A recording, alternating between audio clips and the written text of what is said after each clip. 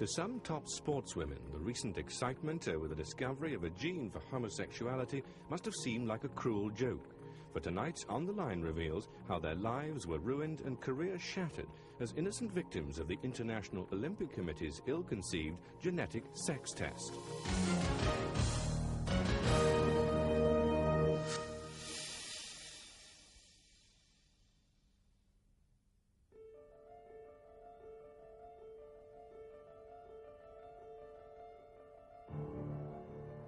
This is the true and untold story of a top European sprinter.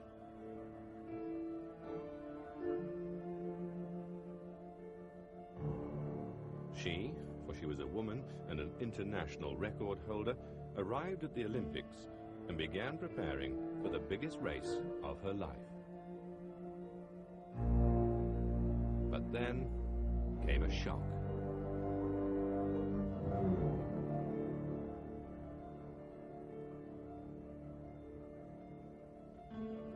Like the other women, she'd been asked to take a sex test.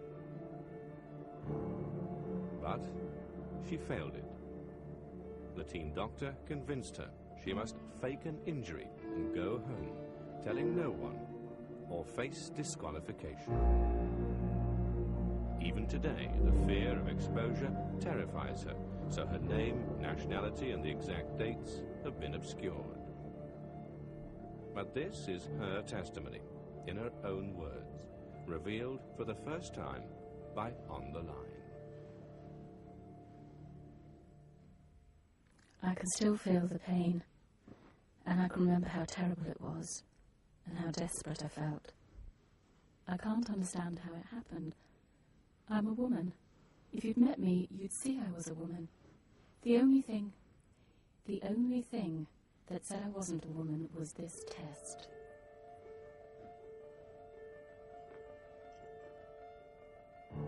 She never ran competitively again. But if physically she is a woman, how did she fail a gender test? How could such a thing happen at the prestigious Olympic Games? According to scientists, she's one of the many victims of a catastrophically misguided test.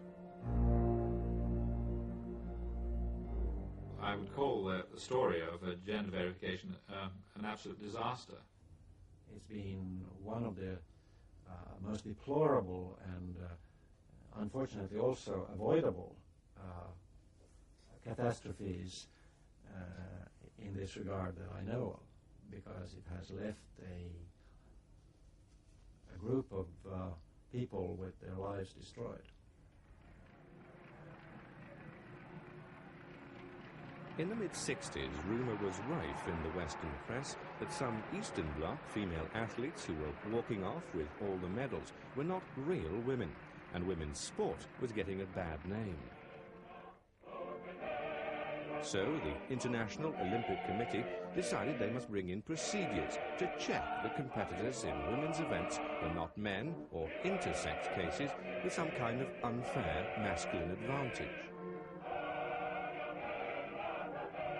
Naked parades past doctors had proven extremely unpopular at other events, but luckily, science came to the rescue.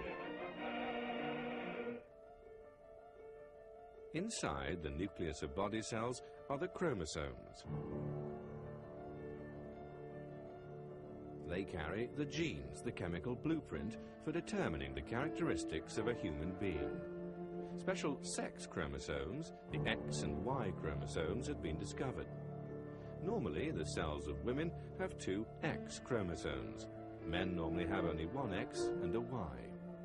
So it appeared that gender could be verified beyond dispute, and tests were introduced to check for the presence of the second X chromosome in cell samples taken from sportswomen. At the 1968 Olympics, all sportswomen were required to take this genetic test. In one fell swoop, the image of women's sport for the millions of TV viewers around the world once again could be presented as spotless, and the test has been insisted on ever since.